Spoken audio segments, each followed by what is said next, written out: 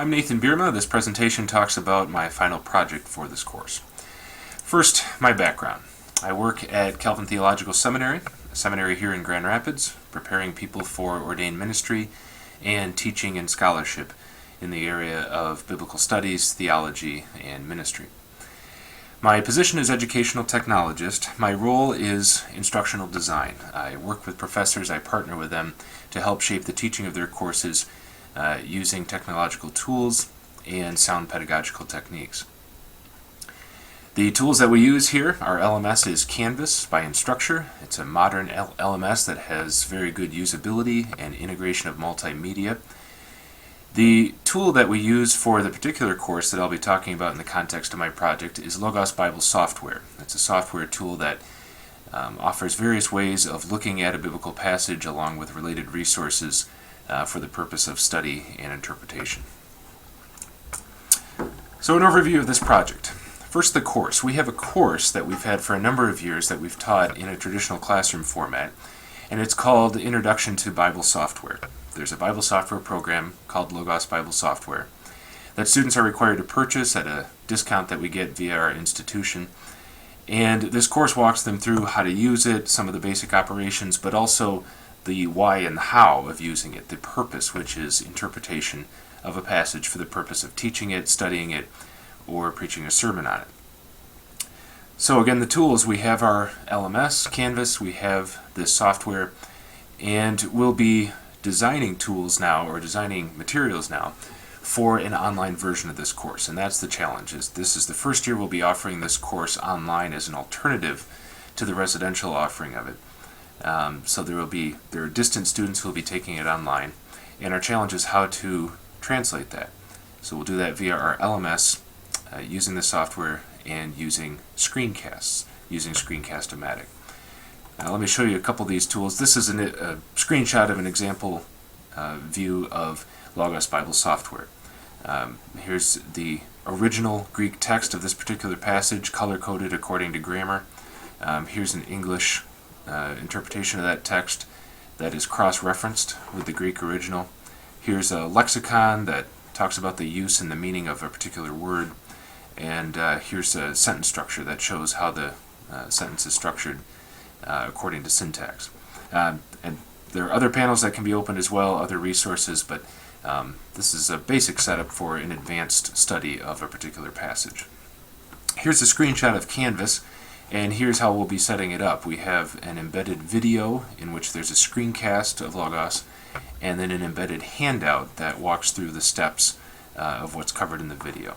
And you see the environment here gives a nav bar for the course, gives to-do steps and other pages there on the right. Pretty clean layout, but obviously the core of the content is the video and the outline there.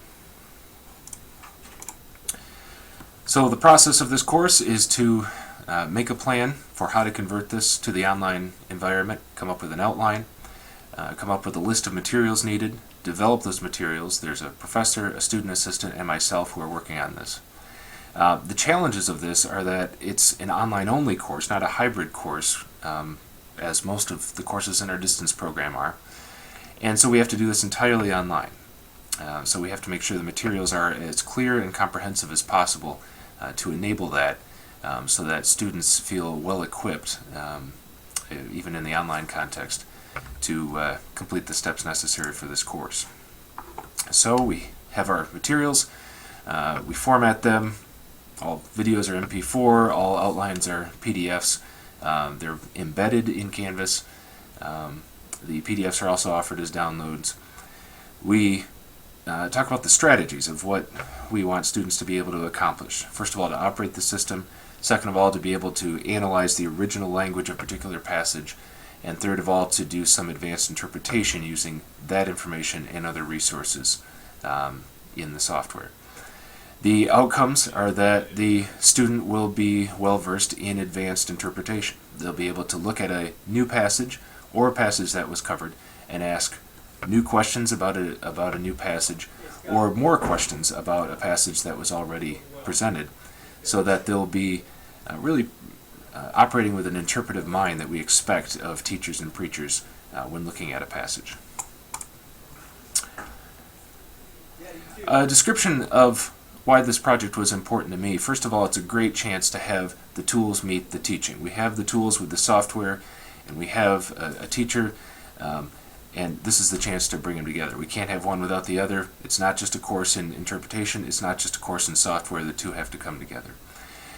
It was interesting to me to try to develop a purely online, an online-only course versus a hybrid, knowing that everything has to rely on the online environment. There will be no face-to-face component. There's opportunities for enhanced evaluation. Students will be submitting screencasts of their own, which demonstrate certain techniques and certain assigned exercises and tasks. And this represents an enhancement over the residential format, the traditional classroom format, in which these kinds of evaluations didn't take place.